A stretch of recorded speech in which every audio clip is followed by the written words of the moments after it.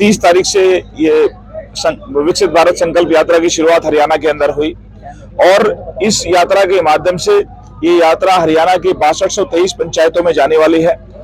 हर नगर निगम क्षेत्र के अंदर, हर वार्ड के अंदर जाने वाली है। उसी कड़ी में आज ये कादीपुर गांव के इस स्कूल के अंदर ये यात्रा पहुंची है और देश के यशस्वी प्रधानमंत्री आदरणीय नरेंद्र मोदी जी का ये संकल्प है कि हमारी सरकार देश के गरीब के लिए समर्पित सरकार है। हमारी राज्य और केंद्रीय सरकार ने पिछले 10 वर्षों के अंदर जो हमारे दो कार्यकाल है, जो भी जन कल्याणी योजनाएं बनाई है, उनका लाभ प्रत्येक व्यक्ति को मिले और उन्होंने देश के अंदर एक नया उदाहरण लोगों के सामने रखा है। अब तक लोग काम कराने के लिए सरकारी दफ्तर जाते थे, देश के इतिहास में पहले बार खुद सरकार चलकर उनके गांव में पहुंची है और आप देख सकते हैं कि सभी विभागों के लोग यहां पर उपस्थित हैं और लोगों ने जिस प्रकार की कोई आपत्ति थी, जिस प्रकार की कोई जरूरत थी, जिस प्रकार की उनके किसी भी कार्य में कोई लाभ या संशोधन की आवश्यकता थी, वो यहाँ आए और मुझे बड़ी खुशी है कि महिला और पुरुषों ने बढ़ चढ़ कर इसमें भाग लिया है और ये कार्यक्रम 25 जनवरी तक पूरे देश भर में चलने वाला है और देश के इतिहास में ये एक नया कीर्तिमान स्थापित करेगा, ऐसा मेरा विश्वास है।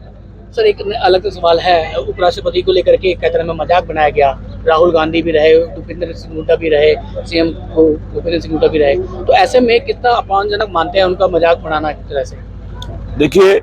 ये बड़ा दुर्भाग्यपूर्ण है और ये उनके मानसिक स्तर को झलकाता है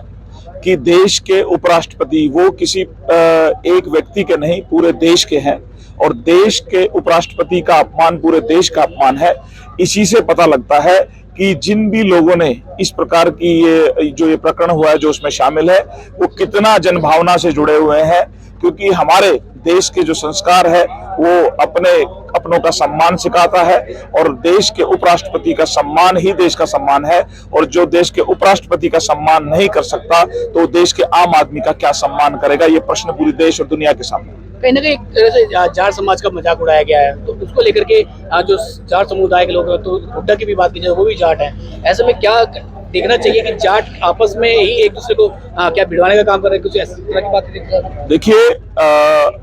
कांग्रेस की पार्टी के नेता और कांग्रेस पार्टी के नेताओं की जो सोच है, उनके हमेशा दोहरे चेहरे हैं। जनता को दिखाने का चेहरा अलग और कैमरे का पीछे का चेहरा अलग। तो इस प्रकार के बहुत सारे प्रकरण हैं जो जनता के सामने निरंतर आते हैं और वो उनकी सोच को झलकाते हैं। लेकिन अब जनता को ये समझ में आ गया है कि कांग्रेस पार्टी और कांग्रेस पार्टी के नेता ना यहाँ की जनभावनाओं से जुड़े हुए हैं, ना लोगों की जनभावनाओं से जुड़े हुए हैं। तो हमारा